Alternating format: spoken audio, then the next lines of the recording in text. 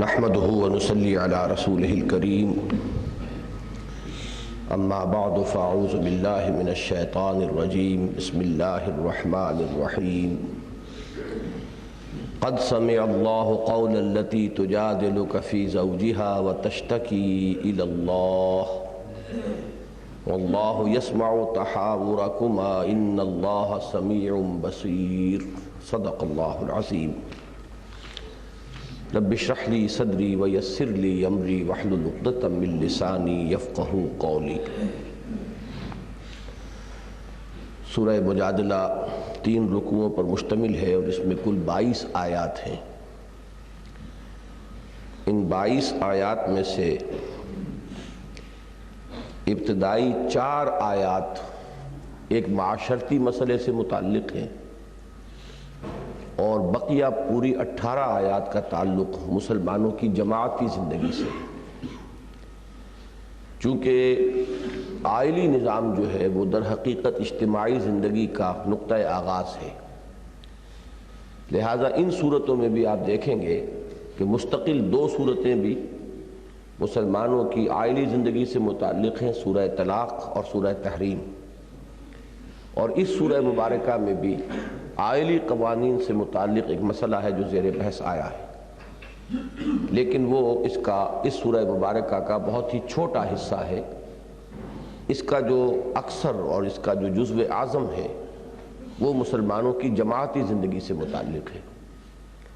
اب جماعتی زندگی کی ایک شکل تو وہ ہوتی ہے آخری، جبکہ کسی منظم معاشرے میں باقاعدہ ایک ریاست کا ظہور ہو جائے، ریاست قائم ہو گئی ہو، تو جسے آج کل ہم کہتے ہیں دستور، اس کا کیا ہوگا، اس کے کیا اصول ہوں گے، ضوابط ہوں گے، یہ اجتماعی زندگی کی بلند ترین سطح ہے کہ اس کے بارے میں اصول طے کیے جائیں۔ اس سے پہلے ایک اجتماعی زندگی ہوتی ہے جماعتی صورت میں، کہ کسی نظریاتی معاشرے کو، کسی نظریاتی ریاست کو وجود میں لانے کے لیے ایک اجتماعی جد و جہد کی ضرورت ہے، اور وہ اجتماعی جد و جہد بغیر جماعتی شکل اختیار کیے ممکن نہیں ہے۔ لہذا اس کے ضمن میں جو اس کا نظم، اس کے قواعد و ضوابط، اس کے آداب، اس کے ضمن میں کیا احتیاطیں ملحوظ رہنی چاہیے، کس کس طرف سے اس میں رکھنے پیدا ہو سکتے ہیں، ان چیزوں کو بھی تفصیل کے ساتھ قرآن مجید میں بیان کیا گیا ہے۔ اب چونکہ سورہ حدید کا جو اہم ترین مضمون تھا، اس کی آیت نمبر 25 جو اس کا کلائمیکس ہے، اس کا نقطہ عروج ہے، لَقَدْ أَرْسَلْنَا رُسُلَنَا بِالْبَيِّنَاتِ وَأَنزَلْنَا مَعَهُمُ الْكِتَابَ وَالْمِيزَانَ لِيَقُومَ النَّاسُ بِالْقِسْطِ وَأَنزَلْنَا الْحَدِيدَ فِيهِ بَأْسٌ شَدِيدٌ وَمَنَافِعُ لِلنَّاسِ وَلِيَعْلَمَ اللَّهُ مَن يَنصُرُهُ وَرُسُلَهُ بِالْغَيْبِ إِنَّ اللَّهَ قَوِيٌّ عَزِيزٌ۔ اب اس آیت کے بین السطور میں آپ دیکھ سکتے ہیں کہ ایک انقلابی جد و جہد درکار ہے کہ جو بھی ظلم ہو رہا ہو معاشرے میں، جو بھی کوئی طبقہ دوسرے طبقے کے حقوق کو غصب کر رہا ہو، کوئی کسی کے حقوق پر دسترازی کر رہا ہو، تو اس میزان عدل و قسط کو نافذ کرنے کے لیے ایک اجتماعی جد و جہد، ایک تصادم ناگزیر ہے۔ اور اس تصادم کی آخری شکل کیا ہے کہ تلوار بھی ہاتھ میں لینی پڑے، اور اس کے بغیر شاید وہ لوگ کہ جو دوسروں سے ان کے جائز حقوق غصب کر کے اور اپنے معاملے جو ہیں ان کے اندر وہ ترجیحات حاصل کیے ہوئے ہوں، تو وہ کبھی اس کے بغیر آسانی سے تیار نہیں ہوتے کہ وہ اپنے ان ترجیحی جو ان کے حقوق ہیں ان سے دستبردار ہو جائیں۔ تو اس سورہ مبارکہ میں آپ دیکھیں گے کہ مسلمانوں کی جماعتی زندگی سے متعلق بہت اہم موضوعات ہیں کہ جو زیر بحث آئے ہیں، اور اس میں بھی پیش نظر رکھیے سورہ حدید کے ساتھ اس کا ایک تعلق یوں جڑے گا کہ سورہ حدید میں بھی منافقین کا ذکر بہت نمایاں طور پر آیا ہے۔ یہ ایک ایلیمنٹ ہوتا ہے کہ جو قانونی اور ظاہری اعتبار سے تو مسلمانوں کی جماعتی زندگی کے اندر ہے، لیکن حقیقت کے اعتبار سے یہ گویا کہ مارے آستین کی حیثیت رکھتا ہے، آستین کے سانپ کی حیثیت ہے اس کی۔ اندر مسلمانوں میں بددلی پیدا کرنا، بے چینی پیدا کرنا، شوشے چھوڑنا، طرح طرح کے جو مسائل ہیں ان کو اٹھا کر لوگوں میں مایوسی پیدا کرنا، یہ کام جو ہے ان کا اندر ہی اندر جاری رہتا ہے۔ اور اس کے ضمن میں نجوہ، کوئی حکم ملا ہے اب اس پر عمل کرنے کو طبیعت آمادہ نہیں ہے، جان و مال کا اس میں اندیشہ ہے، لہذا اب اس کے خلاف ریشہ دوانی، اندر ہی اندر لوگوں کو اس کے خلاف اکسانا، اور خاص طور پر جو نظم جماعت ہے، جو بھی امیر ہے یا امراء ہے، ان سے بددل کرنا، ان سے لوگوں کے اندر بدگمانیاں پیدا کرنا، جس کے لیے اہم ترین عنوان ہے نجوہ، سرگوشیاں کرنا، وسپرنگ کیمپین، اندر ہی اندر باتیں جو ہیں ایسی پھیلا کر کہ لوگوں میں بددلی پیدا ہو جائے، تاکہ یہ گاڑی جس تیز رفتاری سے آگے بڑھ رہی ہے، اس کی رفتار اگر یہ بالکل رک نہ جائے تو کم تو ہو جائے، اس لیے کہ جتنی تیز رفتاری سے یہ آگے بڑھے گی اتنی ہی ہمارے لیے امتحانات جو ہیں اور زیادہ بڑھتے چلے جائیں گے، قدم قدم پر ایثار اور قربانی کا مطالبہ آتا جائے گا۔ تو یہ ہے اصل میں اس سورہ مبارکہ کا جو اصل مضمون ہے، جو اس کا جزو اعظم ہے، اس کا یہ مرکزی خیال اور وہ سینٹرل آئیڈیا۔ اب چلیے، زیادہ وقت نہیں ہے۔ قد سمع اللہ قول التی تجادلک فی زوجہا، اللہ نے سن لی ہے بات اس خاتون کی جو اے نبی آپ سے بحث کر رہی تھی۔ جدال کہتے ہیں ویسے تو جھگڑے کو، لیکن جدال کا لفظ جو ہے دونوں معنی میں استعمال ہوتا ہے، ایک تو یہ کہ واقعتاً ایک جھگڑنے کا انداز ہو اور اس کے اندر تکرار کا وہ رنگ ہو کہ جو کسی مخالفانہ رنگ کا حامل ہو، اور ایک یہ بھی ہوتا ہے کہ کبھی محبت کے ساتھ بھی اپنی بات منوانے کے لیے آدمی بار بار بات کہتا ہے، جیسے بچہ ضد کرتا ہے اپنی والدہ کے سامنے یا والد کے سامنے، تو یہ انداز، یا والد جو ہے بچے کو جو کسی طریقے سے کسی بات کو قبول نہ کر رہا ہو، بار بار کہہ کر اور اس سے وہ بات منواتا ہے، تو اس معنی میں بھی یہ لفظ استعمال ہوا ہے۔ حضرت ابراہیم علیہ السلام نے اسی طرح اللہ تعالیٰ سے بار بار گزارش کی تھی قوم لوط کے بارے میں کہ ابھی انہیں مہلت دی جائے، ابھی ان کو پر عذاب نہ بھیجا جائے، اس کا قرآن مجید میں ذکر ہے، لیکن یہ کہ یہ دونوں معنی میں لفظ استعمال ہوتا ہے۔ حضرت خولہ ابن ثعلبہ ایک صحابیہ ہیں، ان کے شوہر نے غصے میں آ کر زہار کا معاملہ ہوتا تھا وہاں اس معاشرے کے اندر، کہ اگر کہہ دیا کہ تم میری ماں کی طرح ہو تو اب گویا کہ طلاق مغلظ ہو گئی، اب رجوع کا بھی کوئی سوال نہیں، ہمیشہ کے لیے وہ حرام ہو گئی، وہ عورت، وہ بیوی جو ہے اس شوہر کے اوپر۔ تو یہ جو زہار تھا اس کا قاعدہ وہاں چلا آ رہا تھا، اور اس سے پھر کنبے اجڑ جاتے تھے غصے میں آ کر، جیسے آج کل ہمارے یہاں روز یہ مسئلے آتے رہتے ہیں کہ 3 طلاقیں کہہ دیں اور اب قصہ پاک ہو گیا، اب روتے پھر رہے کہ ہماری نیت تو یہ نہیں تھی، ہمارا ارادہ تو یہ نہیں تھا، ہم تو غصے میں کہہ گئے تھے۔ تو وہاں اس سے بھی زیادہ سخت تھا کہ آپ نے چاہے لفظ طلاق استعمال نہ کیا ہو، صرف کوئی تشبیہ دے دی اپنی ماں سے یا ماں کے جسم کے کسی حصے سے کہ تم تو آئندہ میرے لیے اس درجے میں ہو، تو گویا کہ ہمیشہ کے لیے وہ حرام ہو گئی اور طلاق مغلظ ہو گئی۔ تو ایسا ہی معاملہ حضرت اوس ابن صامت ہیں رضی اللہ تعالی عنہ، تیز مزاج تھے، اپنی بیوی حضرت خولہ سے یہ الفاظ وہ کہہ بیٹھے۔ اب وہ خاتون روتی ہوئی، چیختی ہوئی، چلاتی ہوئی حضور کی خدمت میں آئیں کہ حضور میں اب کہاں جاؤں، میرے یہ بچے ہیں، رل جائیں گے، میرا کون سا اب ٹھکانہ ہے، تو مجھے بتائیے کہ کوئی راستہ۔ حضور نے فرمایا کہ میں تو کوئی راستہ نہیں دیکھ رہا، اس لیے کہ اس وقت تک یہ وحی نازل نہیں ہوئی تھی۔ اب جب تک وحی نازل نہ ہو حضور صلی اللہ علیہ وسلم اپنی طرف سے کیا فرمائیں؟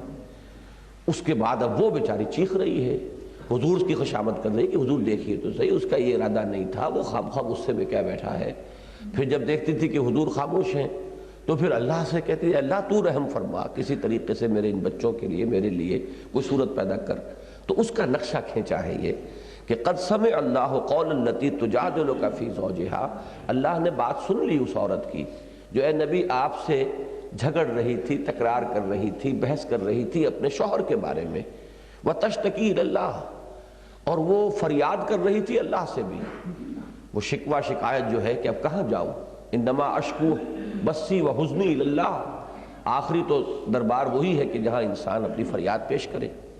واللہ یسمع تحاورکما، اور اللہ سن رہا تھا تم دونوں کے مابین جو گفتگو ہو رہی تھی، یعنی حضور جو کچھ فرما رہے تھے اور جو وہ حضرت خولہ عرض کر رہی تھی، دونوں کو اللہ سن رہا تھا۔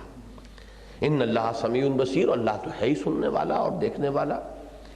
الذین یظاہرون منکم من نسائہم، اب یہ قانون اس کا آ گیا، جو لوگ اپنی بیویوں سے زہار کر بیٹھیں، ما ہن امہاتہم، وہ ان کی مائیں نہیں بن جاتی، صرف یہ کہہ دینے سے کہ تم میری ماں کی مانند ہو وہ ان کی مائیں نہیں بن جاتی. ان امہاتہم الا اللہ ولدنہم، ان کی مائیں تو وہی ہیں جنہوں نے انہیں جنا تھا. وَإِنَّهُمْ لَيَقُولُونَ مُنْكَرًا مِنَ الْقَوْلِ وَزُورًا، اور وہ یقیناً ایک بہت بری بات کہہ رہے ہیں. انہوں نے جو کلمہ زبان سے نکالا وہ فی الاصل ہے بہت برا اور جھوٹ پر مبنی ہے. وہ کہ ماں کہہ دیا یا ماں سے مشابہت اس کی کر دی، حالانکہ ماں تو وہ ہے جس نے انہیں جنا تھا. وَإِنَّ اللَّهَ لَعَفُوٌّ غَفُورٌ، اور اللہ تعالیٰ یقیناً معاف فرمانے والا ہے اور مغفرت فرمانے والا ہے. کہ یہ نادانی میں جذبات کی رو میں آ کر اگر کوئی اس قسم کے الفاظ کہہ بیٹھا ہے تو اللہ معاف فرمانے والا ہے اور درگزر فرمانے والا ہے. وَالَّذِينَ يُظَاهِرُونَ مِن نِّسَائِهِمْ ثُمَّ يَعُودُونَ لِمَا قَالُوا. اب یہاں پہ ضابطہ بیان ہو رہا ہے کہ اس مخمصے سے نکلنے کی شکل کیا ہے. جو لوگ اپنی بیویوں سے زہار کر بیٹھیں پھر اعادہ کرنا چاہیں اپنے کہے کا، یعنی لوٹانا چاہیں، رجوع کرنا چاہیں، اب باز آنا چاہیں، فَتَحْرِيرُ رَقَبَةٍ مِّن قَبْلِ أَن يَتَمَاسَّا، تو ایک غلام کا آزاد کر دینا ہے اس سے پہلے کہ وہ ایک دوسرے کو چھوئیں. یعنی یہ کہ اب یہ تعدیب کے لیے، تنبیہ کے طور پر، تاکہ آئندہ کے لیے بھی لوگوں کو کان ہو جائیں اور وہ اس کے بارے میں سوچ سمجھ کر اپنی زبان کا استعمال کیا کریں. تو اب یہ گویا کہ ایک جرمانہ ہے ان پر، ایک کفارہ جو ہے ان کے اوپر عائد کیا جا رہا ہے. ذالکم توعظون بہ، یہ ہے وہ بات جس کی نصیحت تمہیں کی جا رہی ہے. واللہ بما تعملون خبیر، اور جو کچھ تم کرتے ہو اللہ اس سے باخبر ہے. فمن لم یجد، جو نہ پائے، اب یہ نہ پانا دونوں شکلوں میں ہو سکتا ہے. ایک تو یہ کہ استطاعت نہیں ہے، اولین شے تو یہی ہے کہ غلام کو آزاد کیا جائے، لیکن یہ کہ استطاعت نہیں ہے، پیسہ نہیں ہے اتنا، یا یہ ہے کہ جیسے آج کل کا زمانہ ہے کہ غلامی کا دور ختم ہو چکا، غلام تو نہیں ہے، لہذا اس کا جو آلٹرنیٹو ہے وہ بھی ساتھ کے ساتھ یہ فراہم کر دیا. فمن لم یجد فصیام شہرین متتابعین من قبل ان یتماسا، تو جو نہ پائے تو وہ 2 مہینوں کے متواتر پے بپے روزے رکھے اس سے پہلے کہ وہ آپس میں ایک دوسرے کو چھوئیں. فمن لم یستطع، اور جس کی اس کے اندر استطاعت نہ ہو، جو یہ بھی نہ کر پائے. ایسے واقعات بھی ہوئے ہیں، اور حضور صلی اللہ علیہ وسلم کی حیات طیبہ کے یہ پہلو جو ہیں بڑے لطیف ہیں کہ ایک صاحب سے، ایک صحابی سے، ان سے روزے کی حالت میں ضبط نہیں ہو سکا، وہ اپنی بیوی سے ہم بستری کر بیٹھے. اب وہ حاضر ہوئے روتے ہوئے کہ حضور مجھ سے تو اتنا بڑا جرم ہو گیا، اتنی بڑا گناہ اس کا صدور ہو گیا. حضور صلی اللہ علیہ وسلم نے اب اس کا کفارہ بتایا. وہاں بھی روزے رکھنے پڑتے ہیں اسی طرح 60 روزے. اب ان سے جب کہا گیا کہ روزے رکھو، ان کا حضور مجھ سے ایک روزے میں صبر نہیں ہوا تو یہ 60 روزوں میں کیسے صبر کروں گا. تو حضور مسکرا دیے. پھر حضور نے فرمایا کہ اچھا پھر اتنا صدقہ دو. ان کا میرے پاس تو کچھ ہے ہی نہیں، میں تو بالکل قلاش ہوں، میں کہاں سے صدقہ دوں. تو حضور نے کہا اچھا پھر ذرا بیٹھو، منتظر رہو. اتنی دیر میں کوئی کسی طرف سے کوئی صدقے کی کھجوریں آئیں، بھرا ہوا ٹوکرا حضور کی خدمت میں پیش کیا گیا. حضور نے پوچھا کہاں ہے وہ شخص؟ اب وہ کہا میں حاضر ہوں. فرمایا اچھا یہ لے جاؤ اور صدقہ کر دو اللہ کی راہ میں. یعنی یہ تمہارے لیے تو اب جب صدقہ دے کر تمہیں دے دیا گیا تو تمہاری ملکیت ہو گئی، اب تم اگر اس کو اللہ کی راہ میں دو گے تو تمہاری طرف سے صدقہ ہو جائے گا. انہوں نے کہا حضور مجھے تو مدینے میں کوئی گھر اپنے سے زیادہ حقدار نظر نہیں آتا، میرے بیوی بچے زیادہ مستحق ہے اس کھجور کے. حضور مسکرائے اور فرمایا اچھا لے جاؤ اپنے بیوی بچوں کو کھلا دو. تو اب یہ، لیکن اس کو کسی مستقل ضابطے کی بنیاد ہم نہیں بنا سکتے کہ آئندہ بھی کوئی شخص ایسا کر سکے. یہ حضور کا ایک خاص معاملہ ہے. وہ تو خود اپنی ذات میں شارع ہیں، اللہ بھی شارع ہے، اور شارع علیہ السلام حضور صلی اللہ علیہ وسلم بھی راہ ڈالنے والے ہیں، لہذا ان کا معاملہ. لیکن اس سے مزاج کا پتہ چلتا ہے کہ بجائے خشونت کے اور بالکل یہودیوں کے انداز میں وہ بال کی کھال اتارنا اور الفاظ کے اوپر ہی ڈیرا لگا کر بیٹھ جانا، اس کی بجائے یہ کہ اصل روح جو ہے اس کو مد نظر رکھنا. یہ ایک اصولی ہدایت تو ملے گی، لیکن اس کو جو ہے ہم نظیر آئندہ کے لیے نہیں بنا سکتے. یہ حضور صلی اللہ علیہ وسلم کے خصوصی معاملات ہیں. فمن لم یجد فمن لم یستطع، جس میں اس کی استطاعت نہ ہو، فاطعام 60 مسکینہ، تو وہ پھر 60 مسکینوں کو کھانا کھلائے. ذالک لتؤمنوا باللہ ورسولہ، یہ اس لیے کہ تم ایمان پختہ رکھو اللہ پر اور اس کے رسول پر. یہاں تھوڑا سا اشکال ہو سکتا ہے کہ یہ کیا تعلق ہوا اس میں. اس لیے کہ یقیناً جیسا کہ میں نے کئی مرتبہ عرض کیا ہے، ایمان سے عمل پیدا ہوتا ہے اور عمل سے بھی ایمان پیدا ہوتا ہے۔ تو یہ جو ایک مشقت ہے 60 روزے پے بپے رکھنا، اب جو شخص یہ کرے گا، اس جو آرڈیل میں سے گزرے گا، اس مشقت میں سے گزرے گا، وہ اس یقین کی بنیاد پر گزرے گا نا کہ اللہ ہے، اللہ کا حکم ہے، اس سے اس کے ایمان کو تقویت پیدا ہوگی۔ لہذا ذالک لتؤمنوا باللہ ورسولہ، یہ بھی اللہ تعالیٰ تمہیں کسی مشقت میں نہیں ڈالنا چاہتا، اللہ تعالیٰ کو تمہیں تکلیف پہنچا کر کوئی خوشی نہیں ہوتی، بلکہ در حقیقت جو تمہاری اندر جو یعنی اخلاقی اعتبار سے کہہ لیں، عملی اعتبار سے جو اس وقت ایک خامی کا ظہور ہوا ہے، یہ اس کے ازالے کے لیے ہے یہ ساری ایکسرسائز جو تم سے کرائی جا رہی ہے، تاکہ تمہارا ایمان اور یقین اور پختہ ہو جائے۔ وَتِلْكَ حُدُودُ اللَّهِ وَلِلْكَافِرِينَ عَذَابٌ أَلِيمٌ، اور یہ اللہ کی حدود ہیں۔ اب اس میں گویا کہ تنبیہ کا انداز ہے، کیونکہ یہ بات قرآن مجید میں بار بار آئی ہے کہ جو کوئی اللہ کے حدود سے تجاوز کرے گا فَأُولَٰئِكَ هُمُ الظَّالِمُونَ، تو پھر وہ تو ظالم ہے۔ تو تلک حدود اللہ، یہ نہ سمجھنا کہ یہ کسی عام آدمی کی کہی ہوئی بات ہے، یا یہ کوئی ایسی معمولی سی بات ہے کہ جس کے بارے میں تمہارے اندر سہل انگاری پیدا ہو جائے۔ تلک حدود اللہ وللکافرین عذاب علیم، یہ اللہ کی حدود ہے اور کافروں کے لیے دردناک عذاب ہے۔ کافروں سے یا مراد وہ کافر نہیں ہے جن کو کہ ہم قانونی انداز میں کافر سمجھیں، بلکہ جو حدود اللہ کے بارے میں یہ روش اختیار کرے کہ جس طرح چاہے ان کو توڑ دے، تو کفر اور کس شے کا نام ہے؟ بتوں سے تجھ کو امیدیں، خدا سے نو امیدی، مجھے بتا تو صحیح اور کافری کیا ہے؟ در حقیقت حدود اللہ سے کبھی جذبات کی رو میں بہہ کر انسان سے کوئی خطا ہو جائے وہ بات اور ہے، جان بوجھ کر اللہ کی کسی حد کو توڑنا تو یہی تو کفر ہے۔ تو ایسے کافروں کے لیے دردناک عذاب ہے۔ اب یہاں سے وہ دوسرا مضمون شروع ہو رہا ہے، ان الذین یحادون اللہ ورسولہ کبتوا کما کبت الذین من قبلہم، یہ جو محادہ ہے یہ حدید ہی سے بنا ہے، حدید لوہا، اور لوہے سے اسلحہ بنتا ہے، فیہ منافع للناس، فیہ باس شدید و منافع للناس۔ اب یہیں سے لفظ محادہ بنا ہے، باب مفعلہ ہے حدید سے، لوہے کا لوہے سے ٹکرانا، یہ مقابلہ، جنگ۔ اور یہ جنگ ہی نہیں بلکہ کوئی بھی اگر مخالفت ہے، زور آزمائی ہے، مظاہرہ ہے، یہ مظاہرہ بھی در حقیقت جو ہے محاذ آرائی ہے، یہ سب بھی اس محادے کے اندر آ جائیں گے طبعاً، اگرچہ اصلاً اس کے معنی ہوگی جنگ۔ جو لوگ محاذ آرائی کرتے ہیں، مخالفت کرتے ہیں اللہ کی اور اس کے رسول کی، کبتوا کما کبت الذین من قبلہم، وہ ہلاک ہو چکے، برباد ہو چکے، چاہے عالم واقعہ میں ابھی نہ ہوا ہو، فیصلے صادر ہو چکے ہیں ان کی ہلاکت کے، پھانسی کا حکم مل چکا ہے، چاہے ابھی ایگزیکیوشن بالفعل نہ ہوئی ہو۔ کبتوا کما کبت الذین من قبلہم، وہ بھی اسی طرح خائب و خاسر ہو چکے اور ہلاک ہو چکے جیسے ان سے پہلے کے ان کے جو کردار والے لوگ تھے وہ ہلاک ہو چکے۔ وَقَدْ أَنزَلْنَا آيَاتٍ بَيِّنَاتٍ، اور ہم تو اتار چکے ہیں روشن آیات، وَلِلْكَافِرِينَ عَذَابٌ مُّهِينٌ، اور کافروں کے لیے دردناک عذاب ہے۔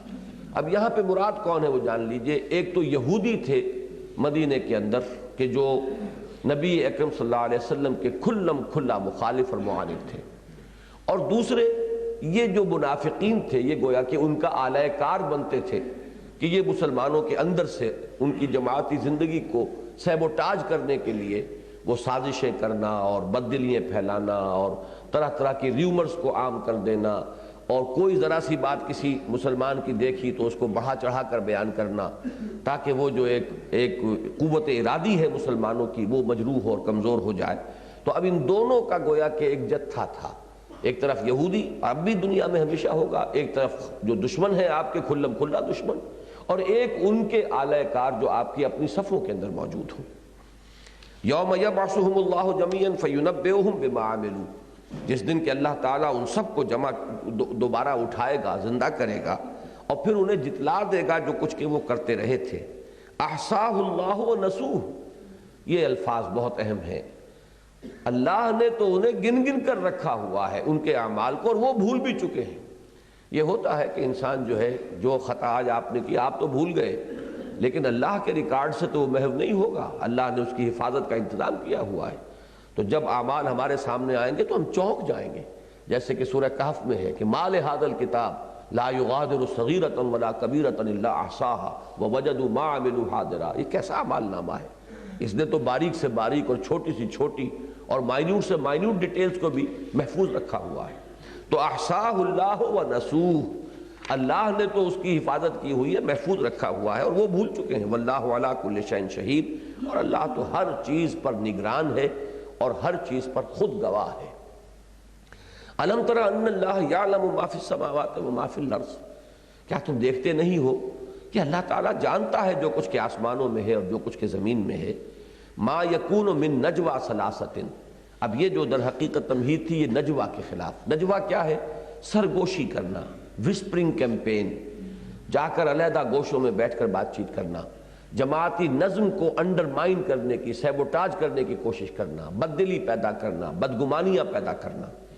ما یکون من نجوا ثلاثۃ، نہیں ہوتا نجوا تین افراد کا، الا هو رابعهم، مگر یہ کہ اللہ چوتھا موجود ہوتا ہے۔ جیسے کہ ہم سورہ حدید میں پڑھ چکے، وَهُوَ مَعَكُمْ أَيْنَمَا كُنْتُمْ، تم جہاں کہیں بھی ہوتے ہو اللہ تمہارے ساتھ ہوتا ہے۔ تو اب اس کی شرح کر دی گئی نجوا کے لیے کہ شاید یہ سمجھتے ہیں کہ اللہ ان کے ساتھ نہیں ہے اور اللہ واقف نہیں ہے، اللہ جانتا نہیں ہے، دیکھ نہیں رہا ہے، سن نہیں رہا ہے، حالانکہ جہاں تین افراد نجوا کریں گے چوتھا اللہ ہوگا۔ وَلَا خَمْسَةٍ إِلَّا هُوَ سَادِسُهُمْ، اور کوئی پانچ افراد ایسے نہیں ہو سکتے کہ جو سرگوشیاں کر رہے ہو مگر یہ کہ اللہ چھٹا موجود ہے۔ وَلَا أَدْنَىٰ مِنْ ذَلِكَ، اب تین سے کم میں دو ہیں، اب ظاہر بات ہے کہ دو سے کم کا تو نجوا ہو ہی نہیں سکتا، نہ اس سے کمتر ولا اکثر، نہ اس سے زائد، الا ہوا معہم اینما کانوا، مگر یہ کہ وہ ان کے ساتھ ہی ہوتا ہے جہاں کہیں بھی وہ ہوں۔ ثم ینبئہم بما عملوا یوم القیامہ، پھر جتلا دے گا اللہ تعالیٰ انہیں جو کچھ کہ انہوں نے کیا تھا قیامت کے دن۔ ان اللہ بکل شیء علیم، یقیناً اللہ تعالیٰ ہر چیز کا علم رکھنے والا ہے۔ الم تر الی الذین نہوا عن النجوا، کیا دیکھتے نہیں ان لوگوں کی حال کو، ان لوگوں کی حالت کو، ان کے حال کو کہ جنہیں نجوا سے روکا گیا تھا۔ یہ سورہ نساء کے اندر وہ آیت موجود ہے کہ لوگوں اس طرح کے نجوا سے بچو، اس لیے کہ یہ نجوا جو ہے یہ در حقیقت مسلمانوں کی اجتماعی زندگی کے لیے بہت مضر ہے۔ ثم یعودون لما نہوا عنہ، پھر بھی وہ جس چیز سے ان کو روکا گیا تھا اس کا اعادہ کر رہے ہیں، پوری ڈھٹائی کے ساتھ اپنی اس روش کے اندر وہ آگے بڑھتے چلے جا رہے ہیں۔ وَيَتَنَاجَوْنَ بِالْإِثْمِ وَالْعُدْوَانِ وَمَعْصِيَةِ الرَّسُولِ، اور ان کا یہ جو نجوا ہوتا ہے، یہ سرگوشیاں ہوتی ہیں، یہ گناہ کے لیے، زیادتی کے لیے اور رسول کی معصیت اور نافرمانی کے لیے۔ رسول یہاں پر یوں جان لیجئے کہ صرف رسول نہیں ہے بلکہ مسلمانوں کے امیر بھی ہیں، وہی میدان جنگ میں سپہ سالار بھی ہیں۔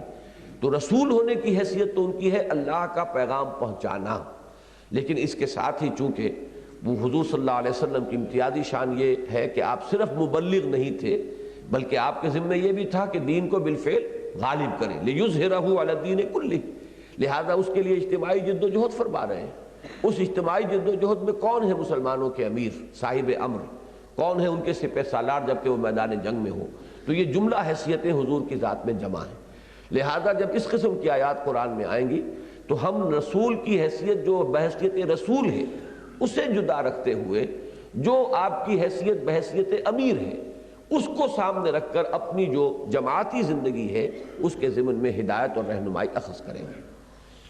وَإِذَا جَاءُوكَ حَيَّوْكَ بِمَا لَمْ يُحَيِّكَ بِهِ اللَّهُ وَيَقُولُونَ فِي أَنفُسِهِمْ لَوْلَا يُعَذِّبُنَا اللَّهُ بِمَا نَقُولُ، یہ یہودیوں کا طرز عمل ہے کہ جب وہ آتے ہیں اے نبی آپ کے پاس تو آپ کو دعا دیتے ہیں وہ جو آپ کو اللہ نے دعا نہیں دی ہے۔ یہ تحیت کہتے ہیں، اصل میں تو کیا ہے؟ حیاک اللہ، یہ عربوں میں اب بھی ہے، اللہ تمہیں زندہ رکھے۔ یہ دعا جو ہے یہ در حقیقت ملاقات کے وقت ان کی سب سے زیادہ عام دعا ہوتی تھی۔ یہ السلام علیکم، یہ تو اصل میں قرآن نے آ کر اور مسلمانوں نے اسلام نے آ کر سکھایا ہے، ورنہ ان کے ہاں تو یہی تھا۔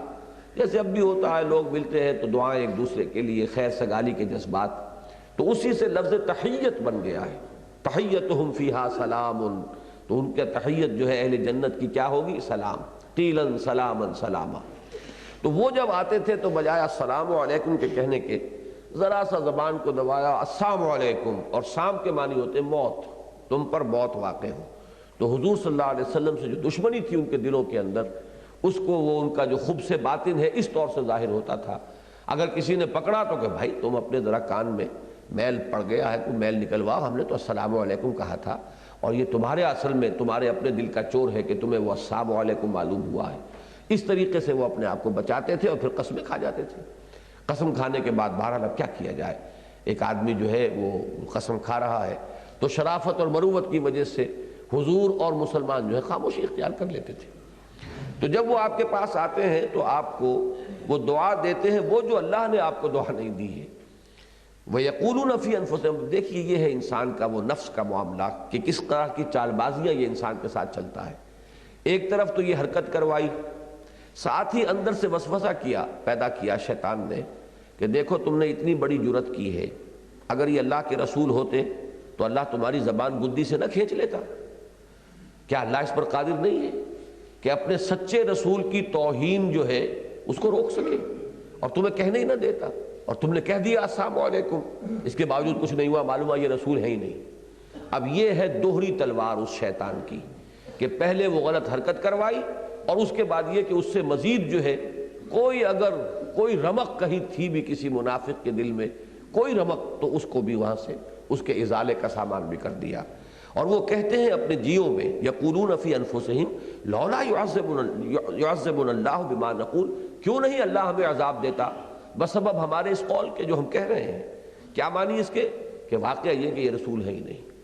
حسبہم جہنم، ان کا ٹھکانہ جہنم ہے، یصلونہا، اس میں یہ پہنچ کر رہیں گے، گر کر رہیں گے، فبئس المصیر، اور وہ بہت ہی برا ٹھکانہ ہے۔ یا ایھا الذین آمنوا اذا تناجیتم فلا تتناجوا بالاسم والعدوان ومعصیۃ الرسول، اے اہل ایمان جب تمہیں کوئی سرگوشی کرنی ہو، کوئی علیحدگی میں بھی مشورے کی ضرورت ہوتی ہے، آخر اجتماعی زندگی میں اس کا پورا موقع ہوتا ہے۔ آپ کسی کو کسی نیک کام کے لیے بھی اگر کچھ ترغیب دلانا چاہتے ہیں تو بسا اوقات وہ علیحدگی میں جا کر اس سے بات کی جائے تو زیادہ مؤثر ہو جاتی ہے بات۔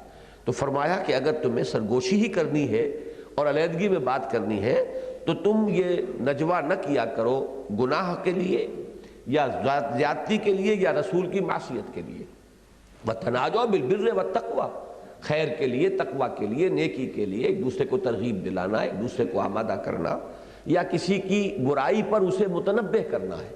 اب ظاہر بات ہے کہ اگر کہنا بھائی یہ آپ کے معاملے میں مجھے یہ چیز نظر آئی، ہو سکتا ہے کہ میرا مغالطہ ہو، تو آپ اس کی وضاحت فرما دیں گے تو وہ میرے دل کے اندر جو خامخواہ ایک میل آ گیا وہ رفع ہو جائے گا، اور اگر ہے تو بھئی ہمیں اصلاح کرنی چاہیے اپنی۔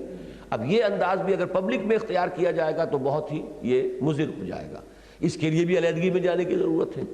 تو علیحدگی میں گفتگو حرام نہیں ہے، اصل میں اس میں کیا گفتگو کر رہے ہیں وہ ہے اصل میں فیصلہ کن چیز۔ تو تم نیکی اور تقوی کے کام کے لیے ایک دوسرے سے سرگوشی کیا کرو۔ واتقوا اللہ الذی الیہ تحشرون، اور اس اللہ کا تقوی اختیار کرو جس کی طرف تمہیں جمع کیا جائے گا لا محالہ۔ انما النجوى من الشیطان، اب یہ نجوہ وہ ہے جو مخالفانہ نجوہ تھا منافقین کا، کہ یہ نجوہ شیطان کی طرف سے ہے، یہ شیطانی عمل ہے، اس کی اکساہٹ شیطان پیدا کر رہا ہے۔ لِيَحْزُنَ الَّذِينَ آمَنُوا، تاکہ جو اہل ایمان ہیں وہ حزن سے دوچار ہوں۔ اب اس کا ایک اثر پڑتا ہے اس جماعتی زندگی کے اوپر، بددلی، افسردگی۔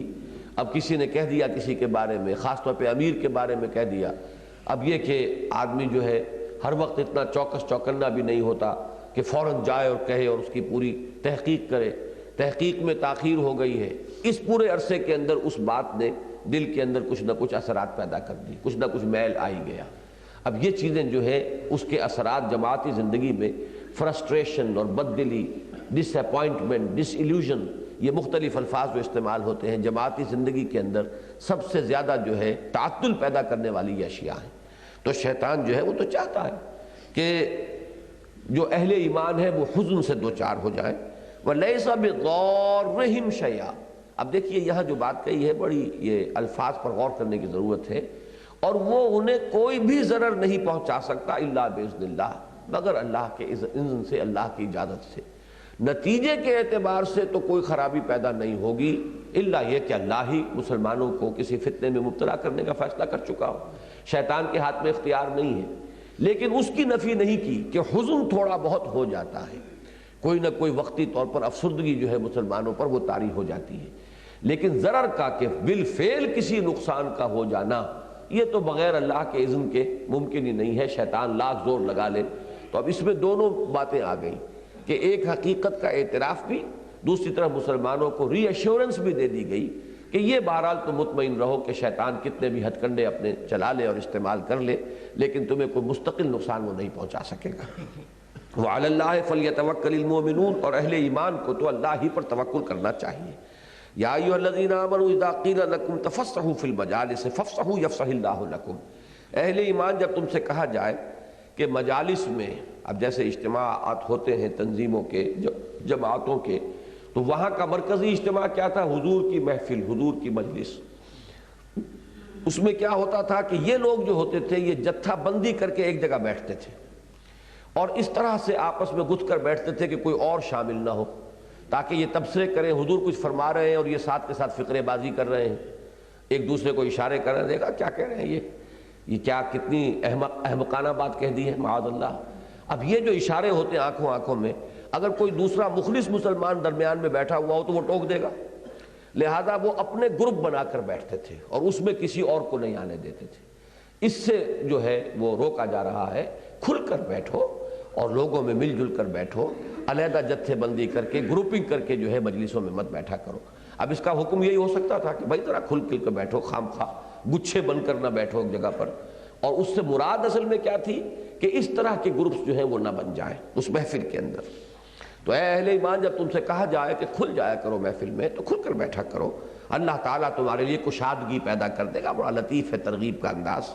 وَإِذَا قِيلَ انشُزُوا فَانشُزُوا يَرْفَعِ اللَّهُ الَّذِينَ آمَنُوا مِنكُمْ وَالَّذِينَ أُوتُوا الْعِلْمَ دَرَجَاتٍ، اور جب کہا جائے اٹھ جاؤ تو اٹھ جایا کرو، اللہ تعالیٰ تم میں سے جو واقعی اہل علم ہیں اور صاحب ایمان ہیں ان کے درجات بلند کرے گا۔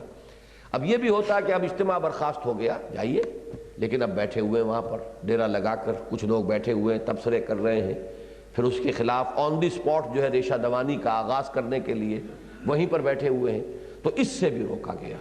جیسے اجتماع برخاست ہو گیا ہے، اجلاس اب ختم ہو گیا ہے، جب کہا جائے تو پھر اٹھ جاؤ، اپنے اپنے کاموں کے اندر لگو، کوئی حکم ملا ہے تو اب اس کی تعمیل کی فکر کرو، اب اس کے بارے میں تبصرے کرنے کے لیے اور ایک دوسرے کو دیکھیے جی اب ان کو تو کوئی تکلیف نہیں پہنچتی، تکلیف تو ہمیں پہنچتی ہے نا، یہ تو یہاں بیٹھے ہوئے ہیں، انہوں نے تو کہہ دیا نکل جاؤ فلاں مہم کے اوپر، اب یہ کہ سارا جو ہے مشقت تو ہمیں جھیلنی ہوگی، تو یہ دیکھتے ہی نہیں ہیں ہمارے مسائل ہیں، ہمارے معاملات ہیں، ہماری یہ مجبوریاں ہیں۔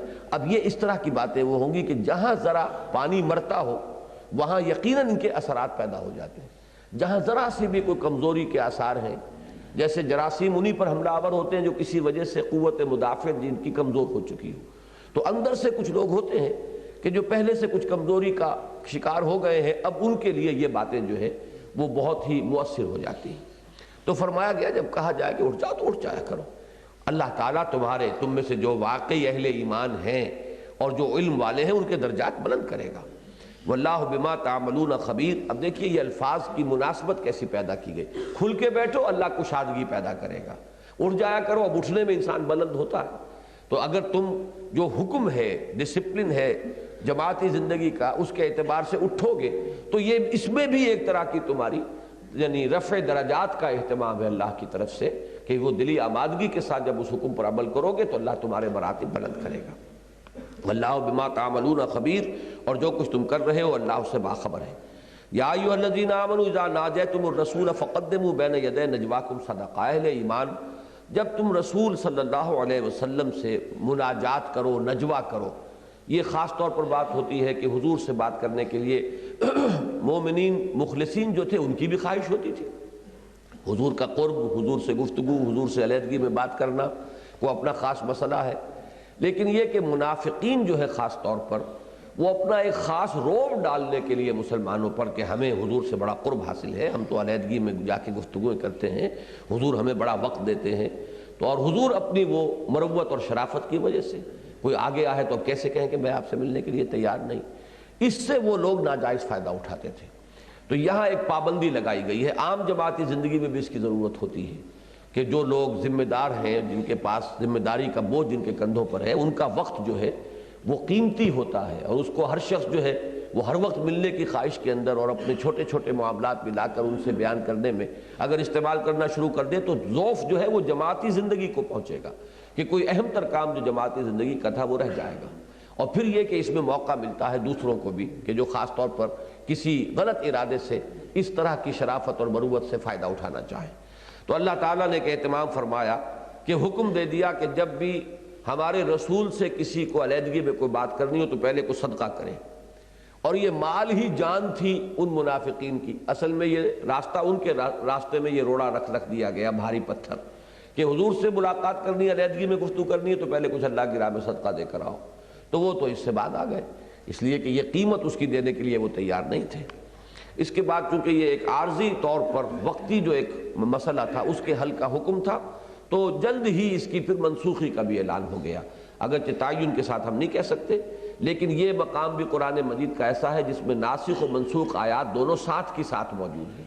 پہلے صدقے کا حکم آیا کہ اے اہل ایمان، جب تم رسول سے علیحدگی میں کوئی بات کرنا چاہو فقدموا بین یدی نجواکم صدقہ، تو اپنے رسول کے ساتھ علیحدہ گفتگو سے پہلے کچھ تقدیم کرو، یعنی آگے کچھ بھیجو صدقے کے طور پر، اس سے مقدم کر دو صدقے کو، پہلے صدقہ دو.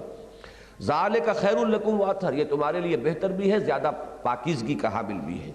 فإن لم تجدوا فإن اللہ غفور رحیم. اس میں اندیشہ تھا کہ بیچارہ کوئی مسلمان مفلس ہے اور اس کے پاس پیسہ نہیں ہے، وہ صدقہ نہیں کر سکتا. تو یہ نہیں ہے کہ اس میں کوئی ایکسیپشن ہی نہیں ہے، کسی کے پاس نہیں ہے تو ٹھیک ہے، اللہ تعالیٰ غفور اور رحیم ہے. اشفقتم ان تقدموا، یہ ہے اب ناسخ آیت، اس حکم کو منسوخ کرنے والی آیت. پہلی آیت منسوخ ہے، یہ ناسخ ہے. اشفقتم ان تقدموا بین یدی نجواکم صدقات، کیا تم گھبرا گئے، ڈر گئے اس سے کہ تم اپنے حضور صلی اللہ علیہ وسلم سے علیحدگی میں گفتگو کرنے سے پہلے صدقہ دو.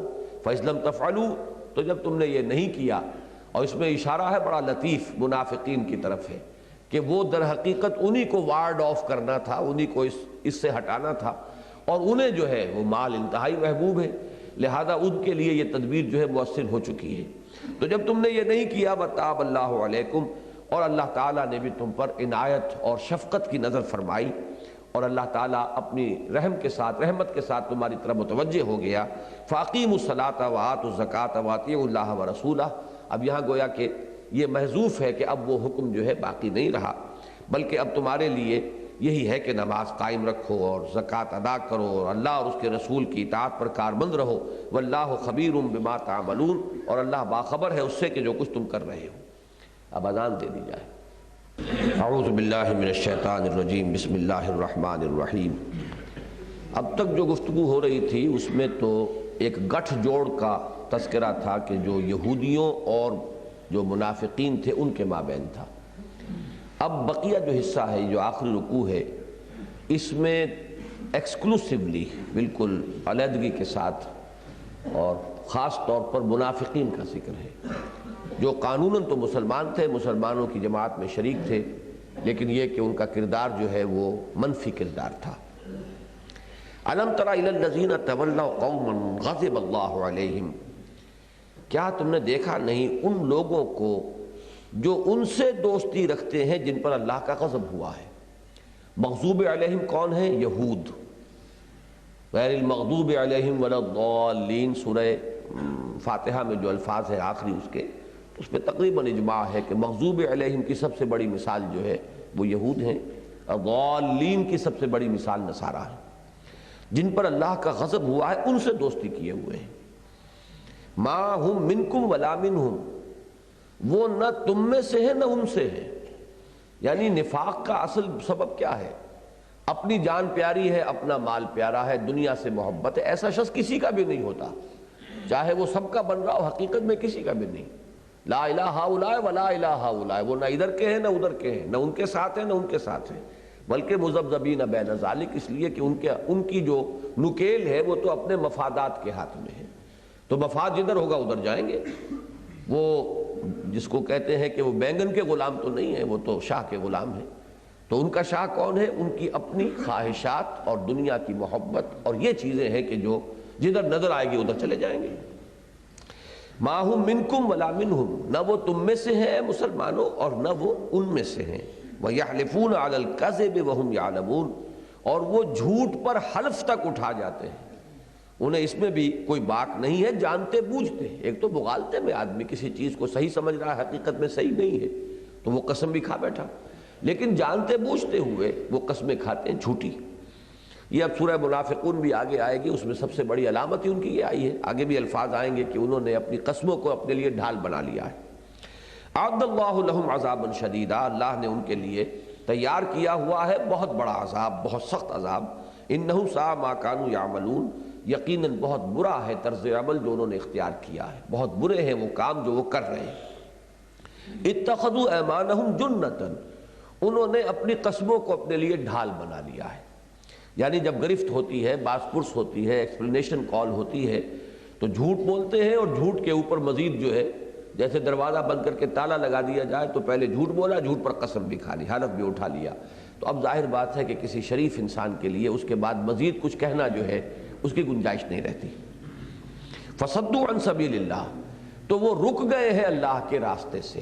صد یصدو فعل لازم بھی ہے، فعل متعدی بھی ہے، رکنا بھی اور روکنا بھی، اور یہ دونوں الفاظ یہاں پر دونوں مفہوم مراد ہیں۔ خود بھی اللہ کے راستے سے رکے، دوسروں کو بھی روکنے کی کوشش کر رہے ہیں۔ فلہم عذاب مہین، تو ان کے لیے بہت اہانت آمیز عذاب ہے، اہانت، توہین کرنے والا، رسوا کن عذاب۔ لن تغنی عنہم اموالہم ولا اولادہم من اللہ شیئا، نہیں بچا سکیں گے انہیں نہ ان کے مال نہ ان کی اولادیں اللہ سے کچھ بھی۔ یعنی جب اللہ کی طرف سے پکڑ ہوگی، ابھی دنیا میں تو قسمیں کھا کے چھوٹ جاتے ہیں، لیکن اللہ کی پکڑ سے انہیں کوئی چیز نہیں بچا سکے گی، نہ ان کے مال کام آئیں گے، نہ ان کے جو اولاد ہے وہ ان کو وہاں پر ڈھال بن کر بچا سکے گی عذاب خداوندی سے۔ اولئک اصحاب النار ہم فیہا خالدون، یہ آگ والے ہیں اور اس میں ہمیشہ ہمیش رہیں گے۔ یوم یبعثہم اللہ جمیعا، اب یہ ایک بہت لطیف بات ہے جو آ رہی ہے کہ جو کسی چیز کا عادی ہو گیا ہو تو وہ تو ہر وقت وہ بات غیر اختیاری، غیر ارادی طور پر بھی اس سے صادر ہو جاتی ہے۔ تو فرمایا جس دن کہ اللہ تعالیٰ انہیں سب کو جمع کرے گا اور کھڑا کرے گا اور اٹھا دے گا بعث بعد الموت کے بعد ان سب کو، فَيَحْلِفُونَ لَهُ كَمَا يَحْلِفُونَ لَكُمْ، تو وہ اللہ کے سامنے بھی جھوٹی قسم کھائیں گے جیسے کہ تمہارے سامنے کھاتے ہیں، اس لیے کہ عادت جو پڑ گئی، انہیں یہ احساس نہیں ہوگا کہ اب ہم کہاں کھڑے ہیں۔ جیسے محمد الرسول اللہ صلی اللہ علیہ وسلم کی باز پرس سے جھوٹی قسمیں کھا کھا کر بچتے رہے، تو اب ان کی یہ عادت اتنی پختہ ہو چکی ہے کہ یحلفون لہو کما یحلفون لکم، تو اس دن یہ اللہ سے بھی، اللہ کے سامنے بھی جھوٹی قسمیں کھائیں گے جیسے کہ یہ تمہارے سامنے کھاتے ہیں۔ وَيَحْسَبُونَ أَنَّهُمْ عَلَىٰ شَيْءٍ، اور سمجھیں گے کہ ان کا کوئی موقف ہے، کسی جگہ کھڑے ہونے کا کوئی ٹھکانہ ہے ان کا۔ أَلَا إِنَّهُمْ هُمُ الْكَاذِبُونَ، آگاہ ہو جاؤ کہ وہ جھوٹے ہیں، ان کے لیے کوئی موقف نہیں۔ لا مقام لکم، کوئی تمہارے لیے اب یہاں پر مقام نہیں ہے، کہیں کھڑے ہونے کی گنجائش نہیں ہے۔ استحوذ علیہم الشیطان، شیطان نے ان پر شیطان چھا چکا ہے، شیطان نے ان پر تسلط حاصل کر لیا ہے، ان کے اعصاب پر، ان کی سوچ پر، ان کے نقطہ نظر پر، ان کا جو ویلیو سٹرکچر ہے کہ کون سی چیز قیمتی ہے، کون سی چیز کم قیمتی ہے، ان تمام چیزوں کو ایک خاص رخ پر ڈال دیا شیطان نے۔ تو استحوذ علیہم الشیطان فانساہم ذکر اللہ، شیطان نے ان کے اوپر جو ہے وہ اس طرح چھا گیا ہے اور تسلط اس نے حاصل کر لیا ہے کہ اللہ کی یاد سے انہیں غافل کر دیا ہے۔ اب یہاں پر وہ لفظ ذہن میں لے آئیے، الم یأن للذین آمنوا ان تخشع قلوبہم لذکر اللہ وما نزل من الحق، اور یہی سورہ منافقون میں آپ دیکھیں گے کہ نفاق سے بچنے کی شکل کیا ہے؟ اللہ کا ذکر۔ اہل ایمان تمہیں غافل نہ کر پائیں کوئی بھی دنیاوی مصروفیات، لا تلہکم اموالکم ولا اولادکم عن ذکر اللہ ومن یفعل ذلک فاولئک هم الخاسرون، اللہ یاد رہے، دل میں استحضار ہو، تو پھر شیطان کو جو ہے آپ کے اوپر حملہ کرنے کا موقع نہیں ملتا۔ لیکن یہ کہ اگر ذکر سے یہ قلب خالی ہو جائے، لیکن ذکر کا مطلب کیا ہے؟ استحضار اللہ فی القلب، یہ نہیں کہ زبان تو چل رہی ہے لیکن دل میں کچھ اور ہی خیالات آ رہے ہیں، چکی وہاں کوئی اور ہی چل رہی ہے، تو یہ ذکر نہیں ہے، یہ بظاہر ذکر ہے، حقیقتاً ذکر نہیں۔ وہ ذکر اصل میں وہی ہے کہ جس سے کہ واقعتاً دل میں بھی استحضار ہو گیا ہو اللہ کا، تو وہ ہے کہ جب دل میں اللہ ہوگا تو شیطان نہیں گھس سکتا، اس کا یہاں پر کوئی وار کارگر نہیں ہو سکتا۔ جیسے کہ حدیث میں آتا ہے کہ جب تک انسان ذکر کرتا ہے اور ذکر کے اندر ہے اور اللہ کی یاد اس کے دل میں ہے، شیطان دور رہتا ہے۔ جب دل غافل دیکھتا ہے وہ، تو وہ تھوتنی اپنی لگا کر، یہ اصل میں سور کے منہ کے لیے یہ لفظ استعمال ہوتا ہے، جیسے اس کی تھوتنی ہوتی ہے ویسے ہی شیطان جو ہے اپنی تھوتنی جو ہے وہ دل پر آ کر ٹکا دیتا، تھوکے مارنی شروع کر دیتا ہے۔ تو اس سے بچنے کا راستہ کیا ہے؟ ذکر اللہ، فانساہم ذکر اللہ اولئک حزب الشیطان، یہ شیطان کی پارٹی ہیں، یہ اس کی جماعت ہے۔ الا ان حزب الشیطان هم الخاسرون، آگاہ ہو جاؤ کہ شیطان کی پارٹی ہی کے لیے خسارہ ہے، ناکامی ہے، بربادی ہے، تباہی ہے۔ اگرچہ یہ کہ اس وقت انہیں یہ نظر آ رہا ہے کہ ہمارے ہتھ کنڈے جو ہے کامیاب ہو رہے ہیں، ہم بچ گئے، ہم جھوٹ بول کر بچ آئے، ہماری کوئی سرزنش نہیں ہوئی، ہم نے قسم کھا لی، لیکن یہ کہ یہ چیزیں جو اس وقت انہیں اپنی کامیابیاں نظر آ رہی ہیں، حقیقت میں یہی ان کی تباہی اور بربادی کا اصل سامان ہے۔ اب یہ جو حزب الشیطان کا لفظ آیا ہے تو یہ صورت اس اعتبار سے قرآن مجید میں منفرد ہے۔ ویسے تو حزب اللہ کا لفظ سورہ مائدہ میں بھی آیا ہے، لیکن وہاں تقابل موجود نہیں ہے، حزب الشیطان کا لفظ وہاں نہیں آیا۔ یہ مقام اس اعتبار سے بہت اہم ہے، حزب اللہ، حزب الشیطان، ان دونوں کا جس کو سائملٹینیس کنٹراسٹ کہتے ہیں، فوری تقابل، دونوں کو آمنے سامنے لا کر ان کے فرق اور تفاوت کو واضح کر دیا جائے۔ تو یہاں اولئک حزب الشیطان الا ان حزب الشیطان هم الخاسرون۔ اب آ رہا ہے حزب اللہ کون ہے، اللہ کی پارٹی کون سی ہے۔ اللہ کی پارٹی کے ضمن میں ایک بات تو پہلے آ چکی ہے، خلوص اور اخلاص کے ساتھ جماعتی نظم کی وہ پابندی کریں، اللہ کے رسول کی اطاعت کریں، جو بھی انہوں نے نظم قائم کیا ہے اب ختم نبوت کے بعد، جو بھی جس کے ہاتھ میں ہاتھ دیا ہے یا جس کو اپنا امیر تسلیم کیا ہے یا جو اس نظم جماعت کے تحت ان کا امیر بنایا گیا ہے، ان کے ساتھ بھی وہ معاملہ کریں، نجوہ ان کے خلاف نہ کریں، ان کے ساتھ جو ہے خلوص اور اخلاص کا ایک رشتہ جو ہے وہ دل میں برقرار رکھیں۔ دوسری بات اہم ترین جو ہے اب آ رہی ہے کہ ان کی دلی محبتیں جو ہے وہ اپنے مقصد کے تابع ہو گئی ہیں۔ دلی محبت جو ہے یا تو ہوتی ہے طبعی طور پر والدین کو اولاد سے محبت ہے، اولاد کو بھی کچھ محبت والدین سے ہوتی ہے یا حمیت ہوتی ہے ان کی، اسی طریقے سے بیوی کو شوہر سے ہے، شوہر کو بیوی سے، یہ طبعی محبتیں ہیں، وطن سے ہے، قوم سے ہے، قبیلے سے، طبعی محبتیں ہیں، یہ ان کی نفی کبھی بھی اسلام نے نہیں کی، بلکہ یہ کہ ان کو ایک حد میں رکھنا ہے۔ البتہ جو پارٹی حزب اللہ ہے اس کا کرائیٹیرین یہ ہوگا کہ ان کی محبت اصلاً اپنے نظریے اور اپنے مقصد کے ساتھ ہو۔ جب مقصد اور نظریے کے ساتھ اور اپنے اس کام کے ساتھ جو بھی نصب العین زندگی کے لیے اختیار کیا ہے اس کے ساتھ اصل محبت ہوگی، تو اب محبت میں یہ ترجیح ہو جائے گی کہ جو ان کے ہم مقصد ساتھی ہیں اصل محبت ان سے ہوگی، جو ان کے ہم سفر ہیں، جو اس کام میں ان کے ساتھ شریک ہیں، جس کے لیے کہ کمیونسٹ لٹریچر میں کامریڈ کا لفظ استعمال ہوتا ہے کہ ساری محبتیں طبعی جو ہے پیچھے چلی جائیں، نیچے چلی جائیں اور یہ محبت فائق ہو جائے۔ اگر اس کے برعکس معاملہ ہو تو پھر وہ حزب اللہ نہیں ہے۔ اگر طبعی محبتیں جو ہیں وہ غالب ہیں اس دوسری محبت پر جو نظری اور مقصدی محبت ہے، تو پھر وہ حزب اللہ کو کوالیفائی نہیں کر سکیں گے کہ وہ انہیں حزب اللہ قرار دیا جائے۔ یہ بندھن بہت ضروری ہے۔ اب یہ ہے بات جو یہاں آ رہی ہے، ان الذین یحادون اللہ ورسولہ اولئک فی الاذلین، یقیناً وہ لوگ کہ جو مخالفت میں کمر کس چکے ہیں اور مظاہرہ کر رہے ہیں، آپس میں گٹھ جوڑ کر چکے ہیں اللہ کے اور اس کے رسول کے خلاف، وہی ہے جو سب سے زیادہ ذلیل ہو کر رہیں گے، آخر کار خائب و خاسر وہی ہوں گے۔ کتب اللہ لاغلبن انا ورسلی، اللہ نے تو یہ لکھ دیا ہے، طے کر دیا ہے، یہ بات اس کے نزدیک فیصل شدہ ہے کہ بالآخر تو میں اور میرے رسول ہی غالب آ کر رہیں گے۔ یہ خاص قرآن مجید کی حکمت کا ایک اہم موضوع ہے کہ رسول کبھی مغلوب نہیں ہو سکتا۔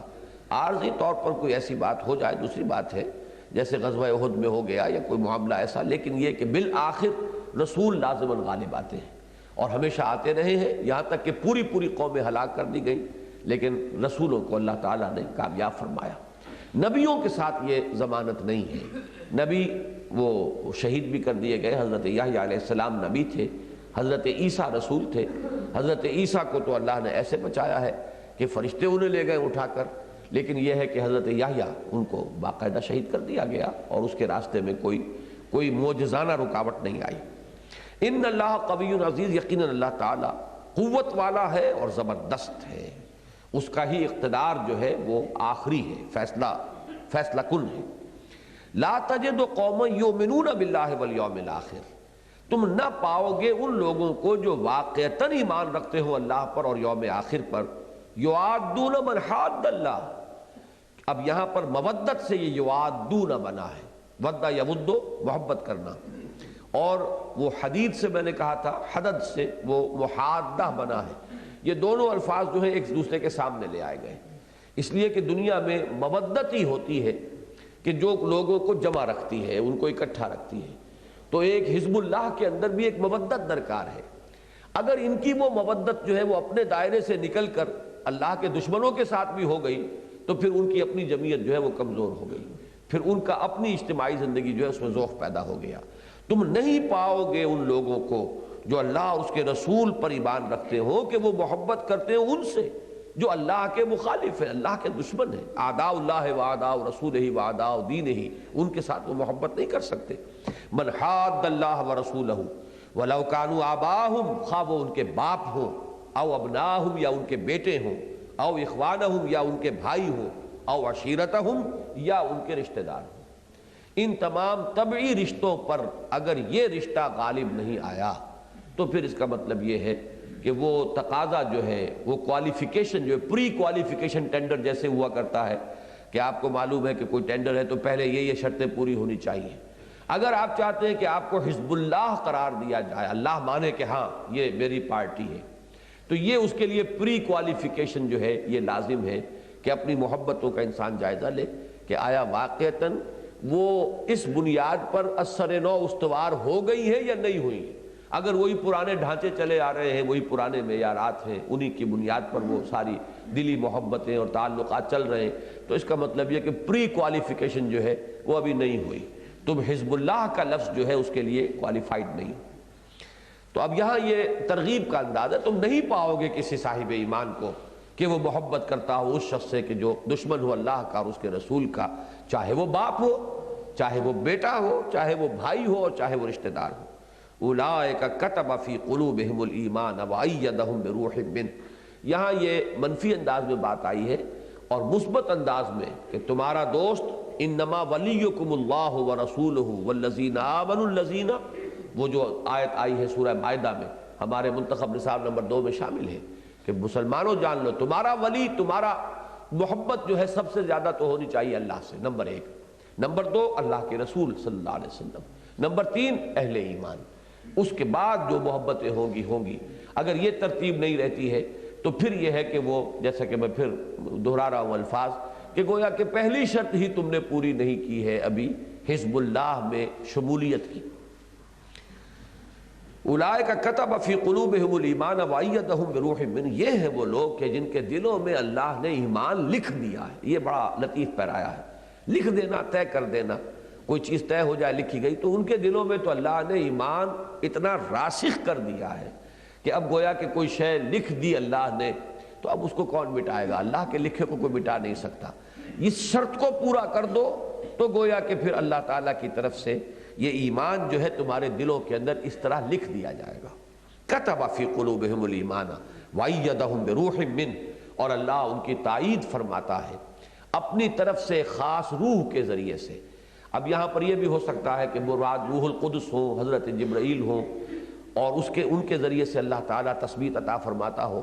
اور یہ روح کا لفظ جو ہے روح و ریحان، یہ اصل میں مادہ ایک، یہ ریح روح، چونکہ واو اور یہ جو ہے یہ تو انٹر کنورٹیبل ہیں، حروف علت ہے، تو لطیف شے، ہوا جو نظر نہیں آتی، محسوس تو ہوتی ہے لیکن نظر نہیں آتی، ایسے یوں سمجھئے کہ انویزیبل چینلز ہیں جن کے ذریعے سے اللہ تعالیٰ تائید پہنچاتا ہے۔ ایک تو ویزیبل چینلز ہے، اللہ نے مدد کی، اللہ تعالیٰ نے حضور کی مدد فرمائی اہل ایمان کے ذریعے سے، بہترین ساتھی عطا فرما دیے، یہ بھی تو حضور کی مدد ہو گئی اللہ کی طرف سے کہ ابو بکر اور عمر اور عثمان اور علی اور حمزہ اور سعد بن ابی وقاص ایسے ساتھی دے دیے، تو یہ بھی اللہ کی تائید ہے، اہل ایمان کے ذریعے سے اے نبی ہم نے تمہاری تائید فرمائی۔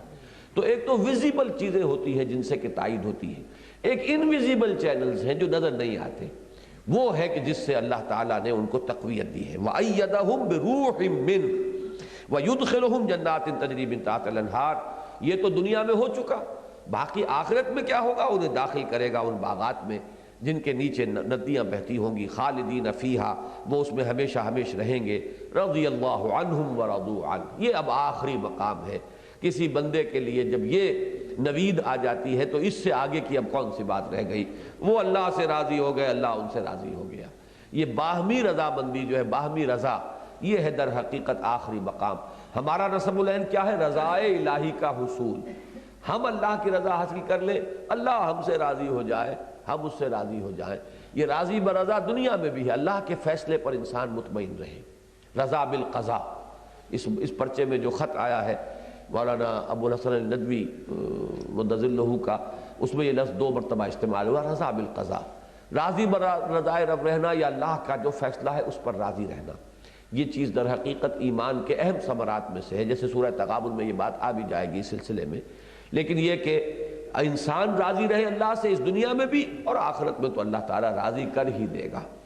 وَرَضُوا عَنْهُ أُولَٰئِكَ حِزْبُ اللَّهِ، یہ ہے اللہ کی پارٹی، یہ ہے شرائط جو پوری ہوں گی تو وہ حزب اللہ قرار پائیں گے۔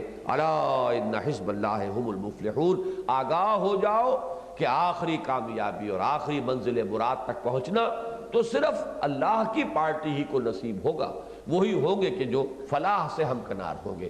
اللہم ربنا اجعلنا منہم، اے اللہ ہمیں ان لوگوں میں شامل فرما دے۔